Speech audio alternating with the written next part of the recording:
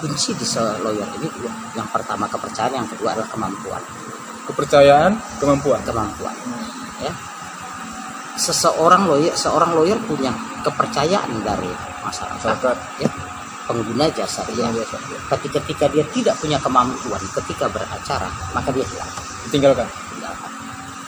Lalu kalau dia punya kemampuan, tapi ya tukang ngolah juga, makanya artinya gini, ya, nggak ada kepercayaan. Dia permainkan kepercayaan klien. Ada juga pengacara tapi tukang ngolah. Ada.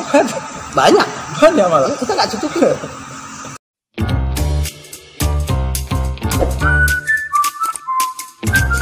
Ya, karena itu.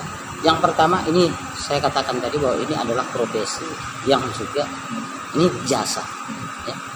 Maka pernah dikatakan oleh Profesor Otto Hasibuan, dia katakan bahwa kunci di lawyer ini dua. Yang pertama kepercayaan, yang kedua adalah kemampuan. Kepercayaan, kemampuan. Ya.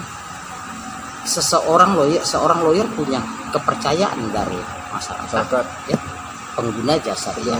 Tapi ketika dia tidak punya kemampuan ketika beracara, maka dia ditinggalkan. Lalu kalau dia punya kemampuan, tapi ya tukang ngolah juga, makanya artinya gini, ya, nggak ada kepercayaan. Dia permainkan kepercayaan klien. Ada juga pengacara tapi tukang ngolah. Ada. Banyak malah. Kita nggak cukup.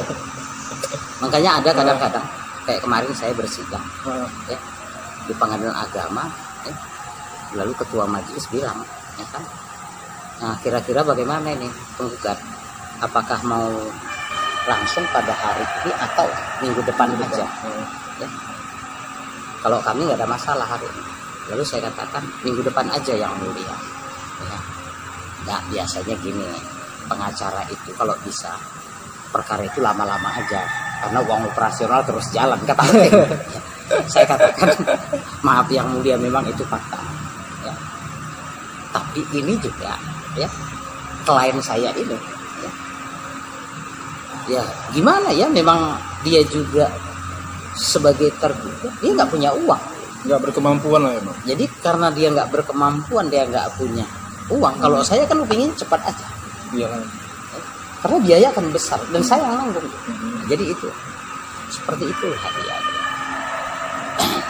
Jadi Bang, dalam perjalanan Abang beracara atau menangani mendampingin klien, ada nggak kasus atau perkara yang Abang tangani itu yang apa ya, sangat menyentuh hati nurani Abang selaku lawyer dan selaku kemanusiaan?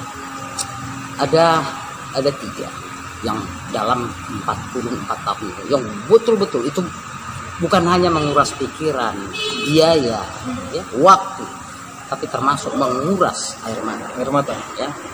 Yang pertama adalah pada tahun 2017 sekitar bulan Agustus ke September, ketika saya mendampingi perkara pembunuhan, ya, di Kecamatan Tanjung Pura, di Desa Pantai Cermin.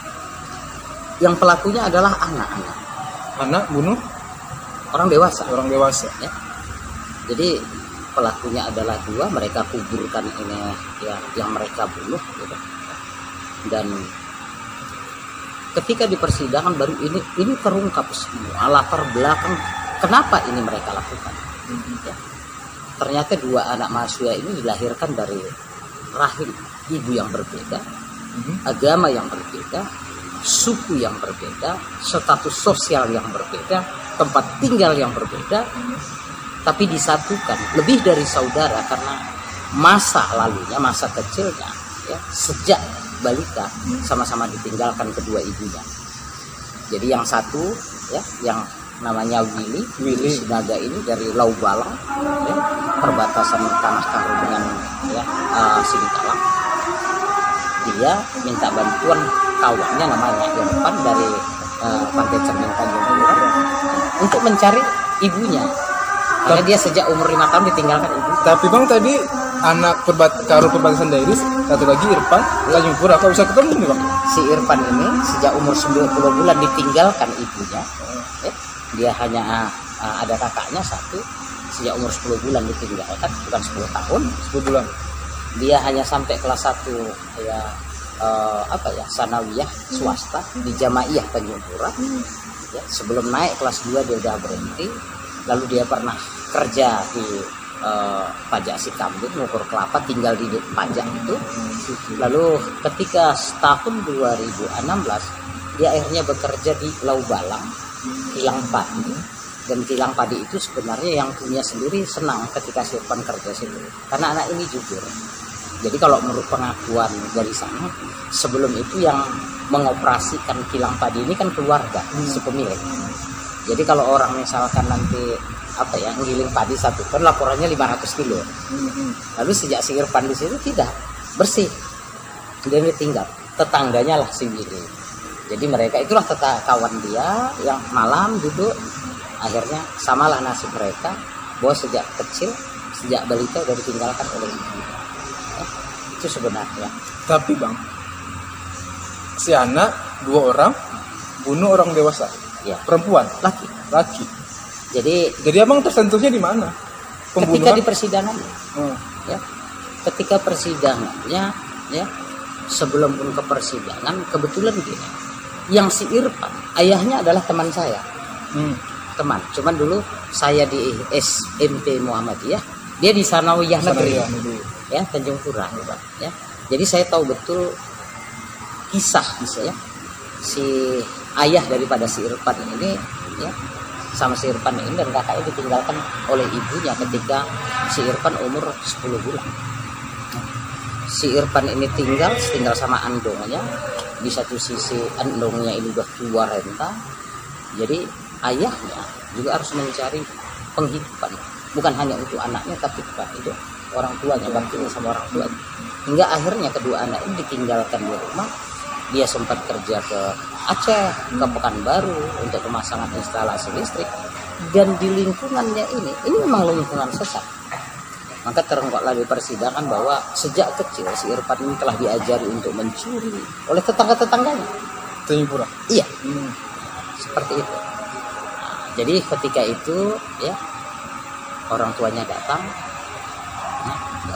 dia kasih tahu, ya, oke, saya tangani gitu, ya. Lalu ketika di polsek ketemu pula sama orang tua si yang satu, si Naga, si Willy, akhirnya ya udah sekaligus saya tangani dulu. Dan di persidangan lah akhirnya, ya, fakta-fakta yang terjadi dengan masa lalu mereka ini terungkap. Ya. Tidak seperti yang diketahui publik dan tidak seperti di dalam BAP itu sendiri keseluruhan. Apa yang berbeda bang dari pengetahuan publik? Pasti pembunuh, pasti jahat. Faktanya bang? Tidak. Ya, jadi makanya sering saya katakan bahwa, ya, seorang anak dilahirkan dia ibarat kertas putih tanpa noda. Ya. Maka tergantung kita yang dewasa mau membentuk anak ini mau jadi apa. Jika mau dia hitam, torehkan spidol hitam di atas kertas putih. Jika mau merah, torehkan biru. Kalau mau dibikin belang-belang, coret-coret lah, gitu. Ya. Karena pada dasarnya semua anak, ya, yang terlahir dari seorang ibu, terserah dia bangsa apa, suku apa, agama apa, anak itu tidak punya dosa. Ya. Makanya ada gini, seorang anak yang dilahirkan dari rahim ibu yang bisu, ayah yang bisu, maka dia harus dipisahkan. Dipisahkan dari orang tuanya. Karena kalau dia ikut sama orang tuanya, dia akan bisu. Jadi sama dengan itu tadi, ya, bahwa anak-anak ini, ya, karena kesalahan kita orang-orang tua yang menyebabkan mereka akhirnya jadi mesin pembunuh. Jadi bang, Irfan dan si Willy ini tetap divonis bersalah? Divonis, ya. Divonis 3 tahun, ya, 3 tahun penjara, tapi bukan di penjara ini, di lembaga pelatihan kerja di Tanjung Gusta. Dan karena ketika menjalani proses itu si Willy masih tetap berumur anak, ya, anak mengacu kepada pasal 1 Undang-Undang 23 2004 junto Undang-Undang 35 2014 tentang anak, bahwa setiap orang berumur 0 sampai 18 tahun, ya, termasuk dalam kandungan, itulah definisi anak. Jadi ketika dia jalani setengah, dia masih anak. Makanya akhirnya, ya, 1 tahun setengah gitu.